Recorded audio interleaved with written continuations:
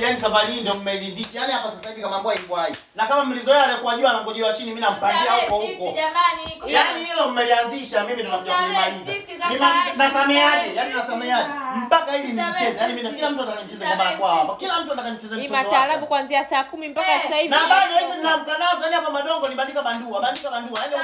Yaani vyote vinapaka. Tunaikuwa sufuria maharage tunabandika mbaazi. Tukiipua mbaazi tunabandika choroko. Tukipua choroko tunaweka kunde. Tukitoa kunde tunabandika njugu. Tukitoa njugu tunabandika njegele. Yaani ninafaka kuanzia mwanzo mpaka mwisho. Hapa mmemchokoza mtu amjamchokoza kinyago. Na hii leo la shalasha mvua kamili mpaka kesho patakavyokucha. Mimi Mungu ashanitosha. Napika sina amani pale. Ananijadilishana ananyosha vidole kabisa. Nasema hivi, yani bado. Yani hapo mlipo nataka nihakikishe mpaka kilo mlizonazo zinatitia vile vile.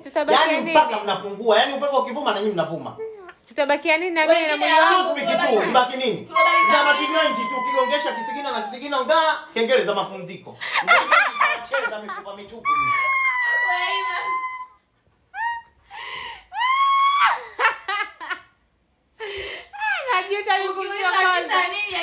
Najuta kumchokoza Ima wallahi. Mani